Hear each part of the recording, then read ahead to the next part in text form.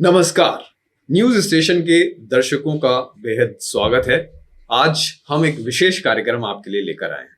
आज हम सिद्धार्थ जी से ये बात करेंगे कि जो देश में बुलेट ट्रेन चलने वाली है उसकी क्या स्थिति है और उस परियोजना से जुड़ी बहुत सारी जानकारी हम आपको देंगे। तो सिद्धार्थ जी, बहुत बहुत स्वागत है।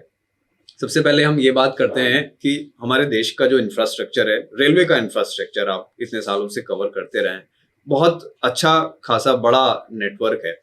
और उसमें जब बुलेट ट्रेन की बात आती है कि बुलेट ट्रेन हम लोग चलाने जा रहे हैं 2029 तक, तो क्या क्या उसमें मतलब उसकी जरूरत एक्चुअली क्यों पड़ी? सचिन, जब हम बुलेट ट्रेन या हाई स्पीड ट्रेन की बात करते हैं तो उसमें आपको ध्यान रखना पड़ेगा कि जब देश का जो है विकास या एक उस लेवल पे हो जिसको हम विकसित देश कह सकते हैं, तो उसमें एक रिक्वायरमेंट जो है आपके हाई स्पीड ट्रेन भी है। और भारतीय रेलवे की जब हम बात करते हैं, 150 साल से ज्यादा हो चुके हैं भारतीय रेलवे को चलते हुए, और अब इसमें बड़ी तेजी से बदलाव की जरूरत थी। क्योंकि 2014 में जब सरकार बदली तो बहुत सी चीजों को, प्रोजेक्ट्स को देखा गया। होता क्या था, पहले आपने डिक्लेयर कर दिया कि ये फला जो है ट्रेन चलेगी, ये लाइन हमने डिक्लेयर कर दी, इस तरीके की चीजें चलती रहती थी। और हर बार बजट में, या हम कह सकते हैं पूरा जो बजट दिखाते हैं रेलवे का, उसमें 1 रुपया दिखा देते थे।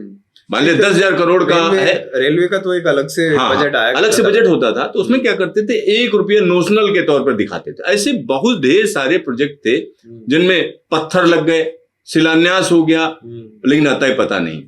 तो जब ये सरकार आई, सरकार पूरी तरीके से बदली, तो उसके बाद चीजों को सोचा गया कैसे करें, क्या करें, क्योंकि बैकलॉग है, तमाम लोगों की शिकायतें हैं कि अरे ट्रेन धीमी चल रही है, कोई कुछ कह रहा है, कोई कुछ कह रहा है। और बहुत से जो ब्यूरोक्रेट्स हैं वो अपना दिखाने के चक्कर में, क्योंकि नई सरकार है तो कॉलर ऊंचे करने, तो वो चीज भी चल रही थी। तो ऐसे में जब सुरेश प्रभाकर प्रभु आए तो उन्होंने जो बदलाव किए, उसमें बड़ा बदलाव ये था कि सारे प्रोजेक्ट जो ढेर सारे देश के अंदर जो है हर जगह पेंडिंग है, तो उसमें से मीटिंग बुलाई गई और उसमें से सिलेक्टेड प्रोजेक्ट, यानी देखा गया कि भाई आपने मान लिया 2001 में कोई आपने प्रोजेक्ट डिक्लेयर किया और 2015 तक कोई काम ही नहीं हुआ, ओवर बजट हो गया, चीजें बढ़ गई और ज्यादा इन्फ्लेशन और तमाम चीजें लगते लगते ये स्थिति हो गई। तो उसमें से प्रोजेक्ट सिलेक्ट किए गए कि ये हो सकता है, ये हो सकता है, इसको पूरा करना है, टाइमलाइन दी गई। उसी दौरान जब ये सारी चीजें हुई तो उसी दौरान हाई स्पीड की भी बातें शुरू हुई, किस तरीके से किया जाए, कैसे हो, क्या किया जाए। तो हाई स्पीड का जो जमाना आना था तो उसमें अलग अलग लोगों से बात की गई। अब वो टेक्नोलॉजी आपके पास है नहीं भाई, ट्रेन यहाँ चलती है तो बहुत ज्यादा 140 पे चल दी तो बड़ा तालियां बजने लगती हैं, 160 पे कैसा वंदे भारत है, और तो लेकिन 160 पे कितने जगह पे चलती है, कितने किलोमीटर चलती है, अगर ये सवाल आप कर दें तो अगल बगल झांकने लगेगा आदमी। तो ये तमाम चीजें थी जिनमें सोचा गया कि हाई स्पीड ट्रैक भी होना चाहिए, बुलेट ट्रेन। तो उसमें अलग अलग ऑप्शंस थे, जिसमें चीन भी था, जापान भी था, साथ ही साथ जो यूरोप के देश हैं जो हमको सहयोग कर सकते थे, क्योंकि प्रोजेक्ट ये ऐसा प्रोजेक्ट है जिसमें आपको तकनीक तो चाहिए। अब जापान में तो सुनते हैं कि बहुत टाइम पहले से ही शुरू हो चुकी है, बहुत पहले से चल रही। और वहां पर क्या है कि जीरो एरर, या जो हम कह सकते हैं ऐसी ट्रेन उन्होंने चलाई जिसको शिंकानसेन तकनीक बोलते हैं, जिसमें आज तक कोई एक्सीडेंट नहीं हुआ। अच्छा, बुलेट ट्रेन में कोई एक्सीडेंट नहीं, विदाउट फेल। दूसरी सबसे मजेदार सी चीज है, कुछ सेकंड की देरी को भी उसके लिए माफी मांगते हैं, ये गलती हो गई। वो तो जापान की परंपरा है, ठीक है, गलती हो गई।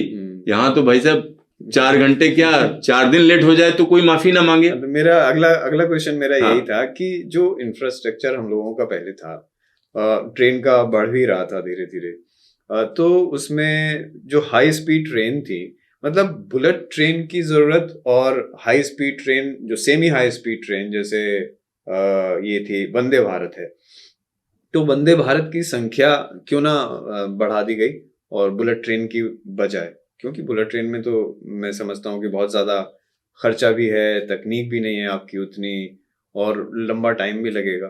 तो उसके बनिस्बत आप जैसे वंदे भारत एक काफी कामयाब ट्रेन है और काफी अच्छी सर्विस है उसकी, तो उनकी फ्रीक्वेंसीज ज्यादा नहीं बढ़ा देनी चाहिए? सचिन, जब इसमें जो मैं बता रहा था उसमें थोड़ा सा आपको पीछे जाना पड़ेगा। वंदे भारत का डेवलपमेंट एक अलग चीज थी, ट्रेन सेट जिसको आप बोलते हैं, और बुलेट ट्रेन मतलब हाई स्पीड ट्रेन की यहाँ पर बात हो रही है, जहां पर स्पीड 250 या इससे ऊपर हो, 300 के ऊपर हो, जैसे इस ट्रेन का 320 के आसपास है। तो जब हम बात करते हैं सेमी हाई स्पीड की, सेमी हाई स्पीड का सीधा सा मतलब है 200 220। जो ये ट्रेनें जो जिनको सेमी हाई स्पीड बोला जा रहा है 160 180 ठीक है। तो ठीक है, हमने दिल बहलाने को गालिब है, ख्याल अच्छा है, हम सेमी हाई स्पीड बोल रहे हैं, लेकिन एक्चुअली वो सेमी हाई स्पीड की कैटेगरी में अगर हम टेक्निकली देखें तो मेरी समझ में नहीं आती, क्योंकि आप लगातार उस स्पीड पे नहीं चल रहे हो। अब कभी एक बार टच किया आपने 160, मतलब मैक्सिमम है वो, मैक्सिमम स्पीड। जबकि यहां पर बात हो रही है कि एक ऐसी स्पीड जो कंटिन्यूअस आपको सही टाइम, क्योंकि एवरेज स्पीड देखना जरूरी है यार। ठीक है, आपकी शताब्दी किसी टाइम पर 130 टच करती है, ठीक है, अच्छी बात है, 140 टच करती है, लेकिन एवरेज टाइम जब आप लोगे तो एवरेज टाइम आपका 90 95 या इसी तरीके से आता है। तो डेस्टिनेशन पे पहुंचने का टाइम तो कम होना चाहिए। हाँ, कम होना चाहिए। तो ये सारे जो शब्द हैं जिनकी हम बात करते हैं, तो इसमें जब हाई स्पीड की बात आई तो उसमें फिर देखा गया किन किन देशों से बात चली। तो चीन से लेने का मतलब है आप अलग तरीके के डिपेंडेंस में चले जाओगे, ठीक है, वो व्यापारिक संबंध उनसे अलग तरीके के हैं। और इसमें जापान हमारे लिए एक तरीके से बड़ा अच्छा फ्रेंड है, या हम दोस्त कह सकते हैं, क्योंकि पहले से हमारा उसके साथ एक्सपीरियंस है तकनीकी तौर पर, क्योंकि जाइका यहाँ काम कर रही है, कई प्रोजेक्ट्स हैं जिनमें वो काम कर रहे हैं, चाहे वो मेट्रो के प्रोजेक्ट हो या और भी प्रोजेक्ट हैं, जैसे डीएफसी में ऑलरेडी हैं, और भी जगहों पर हैं, कई रोड प्रोजेक्ट्स में हैं वो लोग। तो जापान एक पुराना एलाई है भारत का, हर तरीके से, कल्चरल, साथ ही साथ तकनीकी रूप से। मारुति का जो प्रोजेक्ट है आप सबके सामने है, तो सक्सेस स्टोरी ऑलरेडी थी। उसके अलावा उन्होंने एक बड़ा लोन जो है ऑफर कर दिया, बहुत कम इंटरेस्ट पर, यानी वो कोई भी उसको मैच नहीं करा सकता था। तो ये सारी चीजें जब हुई, और उस समय जो प्रधानमंत्री हुआ करते थे शिंजो आबे, उनसे केमिस्ट्री बहुत अच्छी थी प्रधानमंत्री मोदी की। तो ये सारी चीजें एक साथ जब हुई तो उसके बाद तय हुआ कि यस ऐसा किया जाए। और उस समय जो प्रोजेक्ट की कास्ट थी वो 1,08,000 करोड़ के आसपास थी शुरुआत में जो आकलन था। और उद्घाटन हुआ बड़ा फैनफेयर के साथ। अहमदाबाद, साबरमती की अगर हम बात करें तो उसमें मैं जाने का मौका मिला, कवर किया था आपने। हाँ, तो मैं वहां गया, और जिस तरीके का माहौल था वो माहौल ही अलग था, क्योंकि ऐसा लग रहा था एकदम पूरा नई चीज शुरू हो रही है। और इसमें वही सवाल उठता है जो इसकी रिक्वायरमेंट क्या है। जैसे आप कह रहे हैं कि नहीं वंदे भारत शुरू कर देते, उसकी स्पीड, भाई हमारी एवरेज स्पीड बढ़े। अब यहां से लखनऊ के बीच में जो भी डिस्टेंस है, अगर हम एवरेज स्पीड 160 ले लेते हैं तो 4 घंटे में पहुंच जाना चाहिए, लेकिन 4 घंटे में हम नहीं पहुंचते हैं। तो आप यहां से लखनऊ या यहां से मुंबई के बीच में ये स्पीड क्यों नहीं पहुंचती है, तो इसके लिए सोचना पड़ेगा क्यों नहीं पहुंचती। क्योंकि लाखों लाख पुल हैं जो अंग्रेजों के टाइम के हैं, छोटे छोटे कलवर्ट्स हैं, क्योंकि रेलवे का इंफ्रास्ट्रक्चर एक ऐसा इंफ्रास्ट्रक्चर है जिसमें बहुत सी चीजें जो है मैटर करती हैं स्पीड के लिए। दूर मत जाइए, दिल्ली में ही देख लीजिए, पुरानी दिल्ली से आप निकलेंगे शाहदरे के लिए तो जो पहला यानी पुल पड़ेगा वो यमुना पर पुल पड़ता है, जिसको लोहे का पुल बोलते हैं। आप सोचिए कितना पुराना है, 150 साल से ज्यादा हो गए, उम्र खत्म हो गई उसकी, लेकिन अभी भी ट्रेन उस पर चल रही है, और बड़ी एकदम उस पर कॉशन है, 15 किलोमीटर से ज्यादा चल नहीं सकती ट्रेन। तो ऐसे कई स्पॉट्स हैं जहां पर आप ट्रेन स्पीड बढ़ा ही नहीं सकते। तो ट्रैक बिछाने में जो चैलेंजेस हैं बेसिकली, हाँ, आप वो कहना चाहते तो वो जैसे जो बिछाया ट्रैक है, इस पर आप बहुत ज्यादा स्पीड नहीं बढ़ा सकते। उसके लिए तमाम तरीके की चीजें चाहिए, और कहीं पर मोड़ है, कहीं पर अचानक जो है लोगों ने कब्जा भी कर रखा है, बहुत सी चीजें, मतलब चैलेंजेस भारतीय रेलवे के लिए बहुत ज्यादा है। तो हाई स्पीड की सबसे बड़ी खासियत क्या होती है जो जापान ने ऑफर की, एक तो तकनीक उनकी पूरी की पूरी उनकी अपनी है, प्लस यहाँ के लोगों को ट्रेनिंग कि आप उसको आगे एग्जीक्यूट कर सको। प्लस क्या है, उन्होंने जो ट्रेन सेट, या हम कह सकते हैं बुलेट ट्रेन का जो वो था कि हम ये ट्रेनें देंगे, इतने सेट देंगे, और एक रेट तय हो गया था कि इस रेट में देंगे। इंटरेस्ट रेट कम था, साथ ही साथ ये भी है कि कितने सालों तक जो है आपको इंटरेस्ट नहीं देना है। किसी भी प्रोजेक्ट की जो सबसे बड़ी परेशानी क्या होती है, कितने लोग आएंगे, क्या उसका यूज होगा नहीं होगा। तो ये दोनों शहर इसलिए चुने गए क्योंकि गुजरात और जब हम महाराष्ट्र की बात करते हैं, मुंबई में एक बड़े कारोबारी जो है गुजरात से आते हैं। अच्छा, बड़े बड़े सेंटर है, जैसे सूरत है। ये मुंबई से अहमदाबाद चलाने का जो रीजन था वो इस वजह से था। हाँ, एक रीजन ये कहा जाता है कि हाँ ये रीजन, क्योंकि कोई चीज आप लाते हो तो उसका यूज करने वाले लोग तो हों, पैसा खर्च करने वाले लोग तो हों। हाँ, क्योंकि उसकी कॉस्ट ज्यादा आएगी, नहीं निकाल पाओगे आप, टिकट भी ज्यादा होगा, तो सब कुछ रखना। हाँ, तो उन सारी चीजों पर ध्यान दिया गया। प्लस क्या है, इसकी स्टडी कराई गई। फिर 2017 में, जहां तक मुझे याद है सितंबर का महीना था, इसका एक तरीके से शिलान्यास हुआ, शुरुआत हुई, और उसके बाद तमाम चीजें चलती रहीं। फिर सबसे बड़ी चीज होती है लैंड एक्विजिशन। तो 2017 में बड़ा जबरदस्त तरीके से उत्साह के साथ इसका शिलान्यास किया गया। खुद जापान के प्रधानमंत्री शिंजो आबे थे और जो हमारे प्रधानमंत्री मोदी थे, और बड़ी गजब केमिस्ट्री थी। मतलब चीजें जो दिख रही थी उसमें था कि हाँ, और एक टाइम बाउंड काम होना था। 2017-2022 तक टेस्टिंग और ट्रेन को एक तरीके से चला देना था, आ जाना था। 2022 इसका पहला एक मतलब ये था कि 2023 तक जो है ट्रेन आमतौर पर चल जाएगी। 2022 तक अपना ट्रायल वायल ट्रेन सेट सब, यानी जो बुलेट ट्रेन के सेट हैं वो आ जाएंगे, ये प्लान था इनका। अब इसका टाइम बढ़ के 2029 हो गया है। हाँ, उसमें उसके बाद क्या हुआ, 2017 फिर 18 वहां पर सरकार बदली, यानी महाराष्ट्र में जो दिक्कतें आई, गुजरात का तो लैंड एक्विजिशन हो गया, लेकिन वहां प्रॉब्लम आई पालघर वाले इलाके में, महाराष्ट्र में, और उसमें भी राजनीति शुरू हो गई। बांद्रा कुर्ला कॉम्प्लेक्स वाली जो जगह थी उसको लेकर बवाल शुरू हो गया। तो कुल मिलाकर हुआ क्या, लैंड एक्विजिशन जो है, अमूमन कोई भी प्रोजेक्ट जब शुरू होता है कम से कम 90% उसका लैंड एक्विजिशन हो जाना चाहिए। उसके बाद वो क्लियरली आप काम कर सकते हो, काम शुरू कर सकते हैं।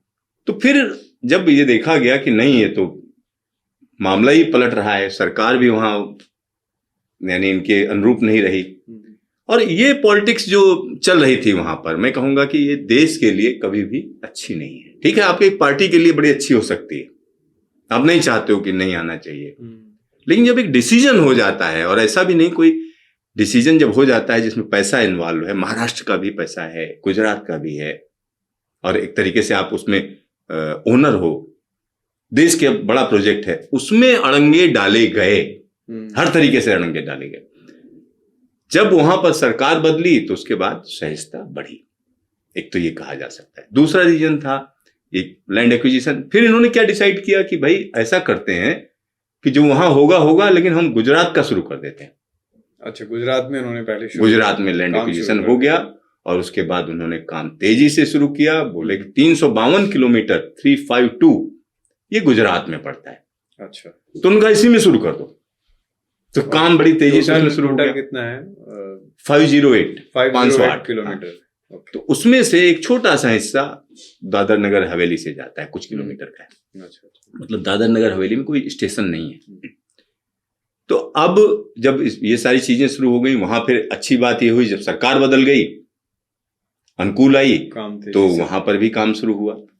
अब लेकिन इससे हुआ क्या, एक इसमें एक और पीरियड आया जिसको कोरोना का पीरियड बोलते हैं। 2019 के बाद, मतलब 2020 मार्च में सारी चीजें शुरू हो गई, और 2-2.5 साल इसी में चला गया। हालांकि इससे सरकार का दावा है, लोगों का दावा है कि हमने ये किया वो किया, लेकिन फर्क तो पड़ा, काम तो रुक गया। आपका गाहे बगाहे कुछ भी कहें, लेकिन फर्क पड़ा। तो अभी अगर ये देखा जाए कि अभी क्या स्थिति है, मतलब कितना काम हो चुका है? नहीं, अभी की अगर हम बात करें तो अभी हम कह सकते हैं गुजरात का जो पूरा का पूरा इलाका 352 किलोमीटर में, उसमें 300 किलोमीटर का इन्होंने खंभे उम्बे खड़े कर दिए हैं, पिलर्स खड़े कर दिए हैं। साथ ही साथ उसमें जो ऊपर का हिस्सा होता है, वायडक्ट जिसको बोलते हैं, क्योंकि पूरा का पूरा प्रोजेक्ट एलिवेटेड है। अच्छा, मतलब हाई स्पीड है, एलिवेटेड है, और उसमें कुछ हिस्सा जिसमें तकरीबन 21 किलोमीटर का हिस्सा जो है अंडरग्राउंड है। अच्छा, मतलब थाने क्रीक से लेके ये जो कुर्ला कॉम्प्लेक्स है, बीकेसी, हाँ। बीकेसी तक जो स्टेशन है वो सारा का सारा अंडरग्राउंड, जो मतलब मुंबई वाला जो एरिया है उसमें ये 20-21 किलोमीटर वो अंडरग्राउंड है, क्योंकि बाकी पूरा ऊपर। हाँ, सारा का सारा। और कुछ हिस्सा जो है इसमें टनल में। अच्छा। जैसे एक टनल जो है जो 21 किलोमीटर वो टनल में है, लेकिन गुजरात में भी टनल है, एक छोटी सी टनल है जिसके अंदर से होके जाती है, लेकिन एलिवेटेड है वो पूरा। अच्छा। तो एलिवेटेड क्यों रखा गया? एलिवेटेड इसलिए रखा गया कि जब हाई स्पीड होती है तो उसमें कोई भी अवरोध नहीं चाहिए, ठीक है, और आसानी चाहिए। दूसरा क्या है कि जब इस तरीके का ट्रैक बनता है तो उसमें क्या है कि बहुत सी चीजें हैं, जैसे उसमें शॉक वेव्स पैदा होती हैं जब आप ज्यादा स्पीड में चलते हैं। जब शॉक वेव आएंगी तो क्या होगा, आसपास नॉइज होगी, बूम नॉइज होगी एकदम। जैसे कभी आप देखो कि बड़ी स्पीड में कोई जहाज जा रहा होता है तो बूम नॉइज आता है, या कहीं गोला दागा जाता है तो उसमें स्पीड की वजह से एक अलग तरीके से वाइब्रेशंस आते हैं। तो आसपास की बिल्डिंग, आसपास लोगों को दिक्कत ना हो, तो उसके लिए खास तरीके के पैनल्स डिजाइन किए गए, वो साइड में लगाए, उस साइड में लगाए, साउंड बैरियर्स बोलते हैं। तो जो घनी आबादी है उसमें साउंड बैरियर्स, उसमें भी ध्यान रखा गया है। साउंड बैरियर्स जहां पर आबादी है वहां थोड़ा अलग ऊंचाई के, जहां पर आबादी नहीं है वहां थोड़ा अलग तरीके, क्योंकि बाहर का दृश्य भी दिखना चाहिए। आप अंदर बैठ गए और दिख ही नहीं रहा कुछ भी, तब भी मजा नहीं आएगा। तो उन्होंने इस तरीके का डिजाइन किया है जिसमें बाहर भी दिखे। अब इसमें क्या है, शिंकानसेन टेक्निक है तो उनका ट्रैक भी है, उनकी पटरियां हैं, और पटरियां भी खास क्वालिटी की हैं। मतलब आप कह सकते हैं कि जो शुरुआत की जो चीज, मतलब ये जो तकनीक है, ये क्या, थोड़ा सा इसके बारे में थोड़ा बताएंगे, क्या इसकी विशेषता क्या है ट्रैक्स की या इस शिंकानसेन जो तकनीक है उसकी? इसमें क्या दो चीजें हैं। जब हाई स्पीड कोई भी चीज चलती है तो मान लिया आप 100 की स्पीड में चल रहे हो, कोई दिक्कत नहीं है। जैसे स्पीड आप बढ़ते चले जाते हैं, जैसे जैसे 200 के ऊपर जाते हैं, तो तमाम जो फैक्टर्स हैं वो सामने आने शुरू हो जाते हैं। जो उसमें सबसे बड़ा फैक्टर क्या होता है, जो हवा की ड्रैगिंग है, खिंचाव। आप हवा में चलते हैं तो घर्षण शुरू होता है। तो जो आपका पूरा का पूरा जो पटरी और ट्रेन के बीच में, नहीं, वो घर्षण अलग है। ये मैं घर्षण की बात कर रहा हूँ सामने से जो हवा का, ट्रेन की बात कर रहा के बीच में।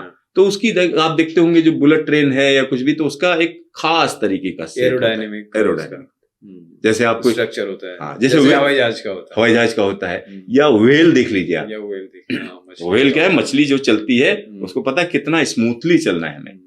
तो उसी तरीके की चीजें, उसी तरीके का डिजाइन कहीं ना कहीं ट्रेन में दिया जाता है। दूसरा क्या होता है, पूरी की पूरी ट्रेन बंद होगी, क्योंकि अगर ट्रेन बंद नहीं है, छोटा सा सुराख है, तो क्या करेगा, वो परेशानी पैदा कर देगा, वो आवाज देगा अलग तरीके का, अंदर हवा जाएगी, तरह तरह की दिक्कत हो सकती है, टीयर ऑफ कर सकता है, फाड़ सकता है किसी चीज को।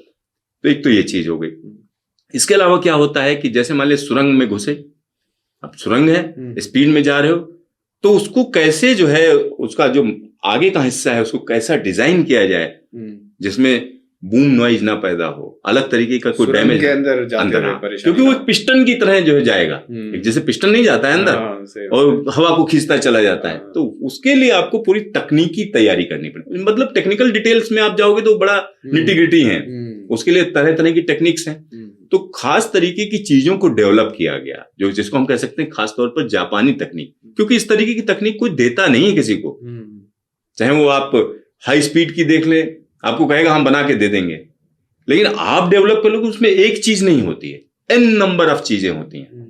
तो मोटा मोटी ये कि महाराष्ट्र, और इसके अलावा जैसे मैं बता रहा था तकनीक, और भी क्या चीजें, जो इसकी पटरी होती है उसका खास जो है, यानी जो केमिकल जो कॉन्फ़िगरेशन होता है वो होता है, तो पटरियां वहीं से निप्पन से आ रही हैं। अच्छा, वो ये जो हमारे वाली जो अभी है ट्रैक्स, वो वैसी पटरियां नहीं होती हैं? नहीं होती, उसी तरीके की, लेकिन उसका जो अंदर का जो वो है, मतलब केमिकल कंपोजिशन, वो अलग होता है, डिफरेंट होता है, क्योंकि वो एक्सपेंड करता है। हाँ, बहुत सी चीजें उसमें। प्लस क्या है, उसका जो नीचे का हिस्सा होता है, जैसे आप देखते होगे यहाँ पर नीचे थोड़ी थोड़ी दूरी पे वो लगे होते हैं, पत्थर के होते हैं या लकड़ी के ट्रैक्स, यानी नीचे लगे होते हैं ट्रैक के नीचे। तो इसमें अलग तरीके का, जिसको जे स्लैब बोलते हैं, जे स्लैब्स लगाए जाते हैं। अच्छा, तो नीचे से ही उसी के ऊपर ट्रैक डाला जाता है। अच्छा, तो ये सब क्यों किया जाता है कि इसमें जो हर चीज की एक फ्रीक्वेंसी होती है। जब 320 की स्पीड पर कोई ट्रेन चल रही तो उसकी एक फ्रीक्वेंसी है, तो फ्रीक्वेंसी कहीं ना कहीं आसपास के मटेरियल से एकदम मैच ना कर जाए। मैच कर जाएगा, रेजोनेंस पैदा होगा तो सारा खेल खत्म हो जाएगा। क्योंकि आपने तो बचपन में पढ़ा ही होगा किताबों में कि भाई जो सैनिक चलते हैं कदम ताल करते हुए पुल पे, तो वहां वो अपनी कदम ताल तोड़ देते हैं रेजोनेंस की वजह से पुल टूट सकता है, क्योंकि पूरा का पूरा पुल कांपने लगा उसी हिसाब से। तो हालांकि मैंने देखा नहीं इस तरीके कदम ताल से पुल तोड़ दे कोई, लेकिन इसकी संभावना रहती है, साइंस ये कहता है ऐसा होता है। तो यही चीज उसमें है। तो इस तरीके की तमाम चीजें हैं जिन पर ध्यान रखा जाता है। प्लस क्या है, ऐसे जब इस तरीके की ट्रेन चलती है तो उसमें ऐसा नहीं कि कोई भी लोको पायलट बाहर देख के झंडी हिलाए और तुरंत देखेगा। तो इसमें क्या है, कैब सिग्नलिंग होती है। अच्छा, यानी ट्रेन जो है ऑटोमेटिक तरीके से वो पहचानता है सिस्टम कि ट्रेन आ रही है हाई स्पीड से। अंदर ही एस्पेक्ट दिखते हैं, ऐसा नहीं है बाहर दिखेगा कुछ। ठीक है, जैसे होता भारतीय रेलवे में कि वो दूर से सिग्नल देख रहा है नहीं देख रहा है, उस टाइप का कोई मामला ही नहीं है इसमें। कैब सिग्नलिंग है। प्लस क्या है, जब कोई भी डिसीजन लिया जाता है, आप चल रहे हो, अब आपको अचानक इसमें ये भी हो सकता है कि ठीक जैसे ट्रेनों में होता है सामने से भैंसा आ गया, तो ऐसा तो कुछ होना नहीं। जैसे होता ना कि आपको एलिवेटेड ट्रैक इसीलिए दिया गया, कोई ऐसी चीज ना हो। लेकिन इसमें कई चीजें हो सकती हैं। मान लिया बड़ी स्पीड में आंधी चली और कोई चीज आके गिर गई आपके ट्रैक पर, ये पॉसिबिलिटी है। तो उस तरीके की चीजों को पहचानना, सेंसर्स, तमाम मतलब हाईटेक चीजें जो खुद पहचाने ट्रैक के ऊपर कुछ गड़बड़ है, किसी भी संभावित दुर्घटना से जो बचा सके, पहले से ही आपको कहीं ना कहीं आगाह करेगा। रुको, ये क्या हो रहा है, पूरा का पूरा सिस्टम को वो करना ऑटोमेटिक होगा, ऑटोमेशन में। मान लिया उस इलाके में, चूंकि इलाका गुजरात का है जो कि भुज के इलाके के पास में है, हम कह सकते हैं पास कहा जा सकता है। जब भूकंप आया था वो दिल्ली तक महसूस हुआ था, अगर आपको याद हो। तो जो 26 जनवरी, मुझे अगर याद है 26 जनवरी 2000 26 जनवरी 2000 में, हाँ 2000 में आया था। तो उसको दिल्ली तक महसूस किया गया था। यानी मुझे याद है कि महसूस किया था मैंने, क्योंकि मैं 4थे फ्लोर पे रहता था। तो भुज जैसा इलाका जो कि जोन 5 में आता है, तो उस तरीके का इलाका अगर पास में, तो भूकंप के लिहाज से भी उन्होंने तैयारी की है कि कोई भी कंपन होगा, जगह जगह सेंसर्स लगे हुए, तो ट्रेन रुक जाएगी। चूंकि कोस्टल इलाका है, साइक्लोन का खतरा है, साइक्लोन का खतरा है, तेज हवाओं का खतरा है, टाइड का खतरा है। इस तरीके की बहुत सी चीजें हैं जिनके लिए इस तकनीक में तरह तरह की चीजों को जोड़कर उस तकनीक को अलग तरीके से डेवलप किया गया है, जिसमें हर चीज जुड़ी हुई है। सिग्नलिंग से लेके जितने भी एस्पेक्ट हैं वो सब जोड़े गए, और किसी भी व्यक्ति को परेशानी ना हो। क्योंकि आप जब बैठते हैं तो नहीं देखते होंगे कोई ट्रेन में रखा हुआ ग्लास कहीं सब हिल नहीं रहा, तो वो भी दिखाना है ट्रैक में कहीं कुछ होना। तो इन सब चीजों को रखते हुए जापान के जो एक्सपर्ट्स हैं वो यहाँ पर मौजूद हैं, एक एक चीज को देखते हैं कैसे बन रहा है, किस तरीके से बन रहा है, जो बताया गया वैसा हुआ नहीं हुआ, कहीं ऐसा ना हो हमारा नाम बदनाम हो जाए। तो इस तरीके की तमाम चीजों को किया जा रहा है। और एक और बड़ी बात बता दूं मैं सचिन, इसमें जो जितने भी स्टेशन डेवलप हो रहे हैं उनका एक खास तरीके का डिजाइन, जैसे आनंद का स्टेशन है। अच्छा, पहले हाँ। ये बताइए कि कौन कौन से स्टेशन हैं, मतलब किन दो तो राज्य हो गए, एक तो गुजरात हो गया, महाराष्ट्र हो गया, और आपने बताया दादरा नगर हवेली। तो कितने स्टेशंस लगभग होंगे इसमें टोटल कुल? इसमें जो स्टेशंस हैं वो एकदम तय हैं जो स्टेशंस हैं। और जैसे हम बात करें गुजरात की, तो गुजरात में है साबरमती, अहमदाबाद, आणंद, वडोदरा, भरूच, सूरत, बिलिमोरा और वापी। ये जो है गुजरात के है, ये 8 स्टेशन है गुजरात में। अच्छा, गुजरात में हाँ, 8 स्टेशन। और बाकी स्टेशनों की बात करें तो फिर महाराष्ट्र में है। तो इस तरीके से जो स्टेशन है 11 स्टेशन है। अच्छा, कुल 11 स्टेशन है। और सबसे बड़ी बात यह है, इसमें 2 तरीके की ट्रेनें चलेंगी। कुछ ट्रेनें जो पता चला हर जगह रुकती हुई जाएंगी। अच्छा, बुलेट ट्रेन हर जगह रुकती हुई ऐसी मतलब यानी हर जगह को कैटर करेगी जितने भी स्टेशन है। अच्छा। और कुछ ऐसी होंगी जो यहाँ से चली ना, सीधा बीच में एक स्टॉप है, आगे सीधा चली। अच्छा। तो इस तरीके की प्लानिंग है, क्योंकि जहां पर स्टेशन है वहां पर लोग उसका यूज कर सकें। अगर अच्छा, जो ड्यूरेशन है वो कितना हो जाएगा अभी? जैसे कितना 8-9 घंटे लगते हैं महाराष्ट्र से, अगर आप वहां जाते हैं गुजरात से, गुजरात जाते हैं तो 7-8 घंटे लगते हैं। बुलेट ट्रेन से कितने घंटे में पहुंच जाएंगे? वो अलग अलग है, जैसे 2 घंटा 10 मिनट। अच्छा, जो दूसरा 2 घंटा 10 8 मिनट। घंटे की दूरी आप 2 घंटे में पूरी कर लेंगे। हाँ, इसी तरीके से जो है जो सब जगह रुकेगी वो 3 घंटे के आसपास है, क्योंकि तो जैसे उसमें भी बहुत टाइम हाँ, है, बड़ा काफी टाइम बहुत लगता है। टाइम कम हो जाएगा। मतलब ये है कि व्यक्ति नौकरी करने भी जा सकता है एक तरीके हाँ, से। यही कॉन्सेप्ट है, क्योंकि जब अहमदाबाद, सूरत, भरूच इन सब जगहों की बात करते हैं, आनंद की बात करते हैं, तो ये सारे के सारे इंडस्ट्रियल इलाके हैं, क्योंकि गुजरात ने अपने को एक अलग तरीके से डेवलप किया है और उस पर काम किया है। ऐसा नहीं है कि अचानक कुछ हो गया है, क्योंकि उनका जो माइंडसेट है, बिजनेस का माइंडसेट है। तो वो लोग जिनको लगता है सूरत से जाना है मुंबई, क्या रास्ता है, या तो अपनी गाड़ी से निकलिए या ट्रेन में बैठ के जाइए, तो बिजनेसमैन नहीं चाहता है। दूसरा क्या है, या हवाई जहाज से जाइए। हवाई जहाज का मतलब है कि आप 2 घंटा पहले जाइए और उसके बाद जो है सारे निकलने में लगाइए 5-6 घंटे वैसे ही हो जाते हैं ट्रेन से। ट्रेन में क्या है, बड़ी सहूलियत होगी, बैठे और फट से उतर।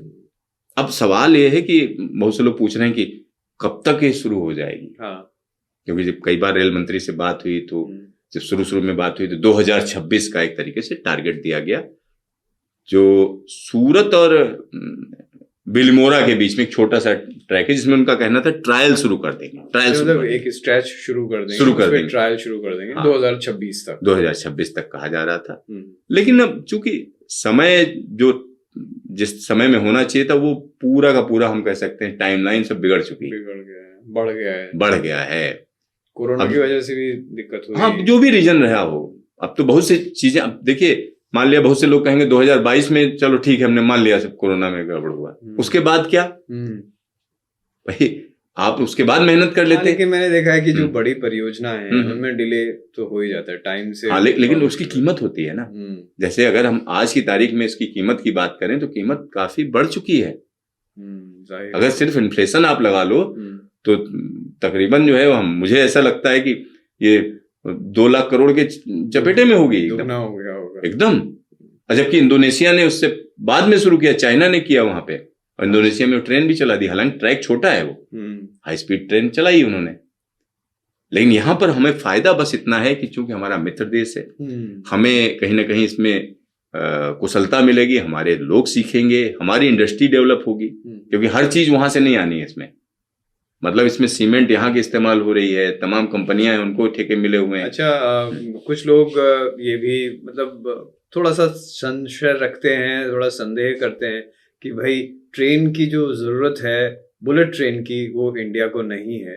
और इंडिया में तो वैसे ही ट्रेन थी, उन्हीं से काम चल जाता, और ये तो पैसा जो है सरकार बर्बाद कर रही है। तो जिन क्षेत्रों से गुजरेगी वहां पर लोगों को क्या फायदा होने वाला है, मतलब इससे कितना फायदा देश को, लोगों को होगा? सचिन, जो आप कह रहे हैं कि बहुत से लोग कह रहे हैं ऐसा, बड़ी सीधी सी बात है। आज से ज्यादा दूर मत जाओ, मुश्किल से सन 2000 की बात कर लो, कोई कहता कि मल्टीमीडिया मोबाइल इस तरीके का होगा जिसमें आप कैमरे का ही काम कर लोगे, भरोसा करते? तो जरूरत ही नहीं है इसकी, डेवलप करने की जरूरत नहीं है। जैसे सेमीकंडक्टर में हुआ, भारत ने कहा डेवलप करने की जरूरत नहीं है, जबकि आज पूरा का पूरा इंडस्ट्री जो है सेमीकंडक्टर इंडस्ट्री पर ही कोई किसी देश की सक्सेस है। ठीक है, तो जो भविष्य की टेक्नोलॉजी होती है कभी भी, वो हमेशा जो है आपको कहीं ना कहीं उसमें हाथ आजमाना पड़ेगा। ऐसा नहीं है कि नहीं जरूरत है देश के विकास के लिए।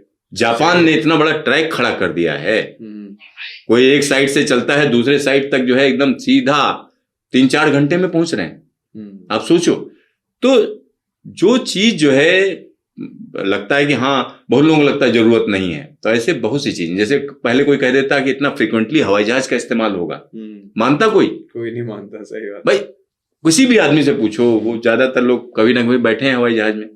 ठीक है, बहुत से लोग बड़ा फ्रीक्वेंट इस्तेमाल, फ्रीक्वेंट फ्लायर हैं, देश में जगह जगह मिलेंगे, कहीं जाना है खट से हवाई जहाज से जा रहे हैं। तो इस तरीके की तमाम चीजें जिनको लोग जो कहते हैं, एक जमाना याद होगा आपको, यूपी के एक मुख्यमंत्री हुआ करते थे जो कंप्यूटर के खिलाफ खड़े हो गए थे। सही कह रहे हैं। यूपी के मुख्यमंत्री थे जो कंप्यूटर के खिलाफ ही खड़े हो गए। बाद में उसी पार्टी की जब सरकार आई तो वो लैपटॉप बांट रहे थे। तो जमाना जो है, देखिए होता क्या है, लोग बोलने वाले, हर विकास का जो है वो लोग विरोध करते हैं। भाई एक बात है, आप बैठे हुए हैं, मान लिया आपका जो है ज्यादा वजन है कोई कहते दौड़ना है तो कोई छोड़े यार, दौड़ने से क्या फायदा। लेकिन जब आप दौड़ लेंगे उसके बाद जो आपको फायदे होंगे तो आप कहोगे अरे हाँ सही तो कह रहा था।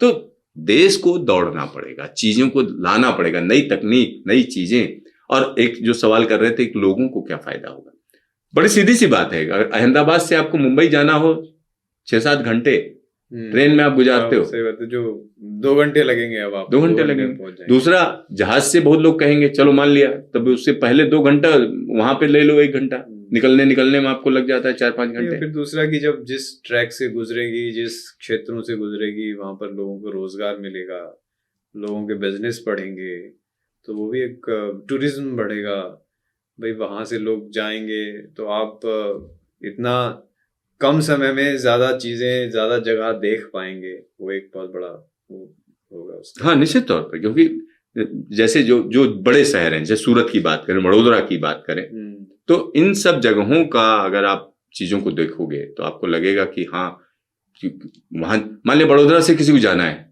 तो आसानी से जा सकता है। जरूरी नहीं आप मुंबई में आप रहो, 2 घंटे की दूरी है तो आप बैठे चले, सभी इंडस्ट्री का फायदा है। और खासतौर पर डायमंड का जो कारोबार है, सूरत के कारोबार है, उनको बड़ा फायदा है। तो हालांकि अब देखो, जो नेगेटिव है वो नेगेटिव सोचता है कि अरे इतना पैसा लग गया। जब एक बार डिसाइड हो गया कि हमको ये करना है तो करना है, आप रोक नहीं सकते हो बीच में। सही बात। तो उसका, और दूसरा क्या है, एक मॉडल तैयार होगा, इसके आधार पर देश के दूसरी जगहों पर जो है हाई स्पीड रेलवे नेटवर्क बनेगा। क्योंकि ये आप अनुभव तो करोगे ना, मेट्रो का विरोध कितना लोग करते थे, याद है आपको? सही बात है। और आज देखिए मेट्रो हर शहर मांग रहा है, हर शहर की जरूरत हो गई। और सीएनजी याद करिए, यही ऑटो वाले हल्ला मचा रहे थे कि साहब इससे कैंसर हो जाएगा, फलाना हो जाएगा। आज किसी ऑटो वाले से कह दो नहीं सीएनजी नहीं चाहिए तो कहेगा क्या बात करते हैं भाई साहब। सही। तो तकनीक का इस्तेमाल जब लोगों को फायदा दिखने लगता है तो बड़ी आसानी से होता है। और हमें लगता है कि बुलेट ट्रेन देर से जरूर सही भाई, डिले हुआ है, सारी चीजें हैं, लेकिन ऐसा नहीं है कि अब डिले हुआ आप रोक दो, नहीं हो सकता है। और दूसरा क्या, लोकतांत्रिक देश है तो इसमें आप जबरदस्ती नहीं कर सकते हो। तमाम तरह के कानून हैं, चीजें हैं। अब चीन से आप तुलना नहीं कर सकते हो। उन्होंने कहा नहीं साहब हमको तोड़ना है तो तोड़ना है। यहाँ पर क्या है, हर एक आदमी का अधिकार है। वो कहता नहीं साहब हमको जो है हमारे तो इससे ये लगाव है, ये चीजें टेक्निकल चीजें है ना, सबके से हित साधने पड़ेंगे, सरकार को देखना पड़ेगा। ये बड़ा फर्क होता है। तो चलिए इसी नोट पर हम उम्मीद करते हैं कि हमारी बुलेट ट्रेन जल्दी से जल्दी चले और देश भी उसी स्पीड पे हमारा विकास करे। तो अगली बार फिर हम चर्चा करेंगे और किसी नए मुद्दे पर, और देश के विकास में जो भी कुछ भागीदारी हो रही है और उसमें हमारा भी योगदान रहेगा। हम चर्चा करेंगे और लोगों से कहेंगे कि भाई आप कमेंट करें, हमें बताएं कि हमारा कार्यक्रम आपको कैसा लगा, और चैनल को सब्सक्राइब करें, शेयर करें और देखते रहें। धन्यवाद।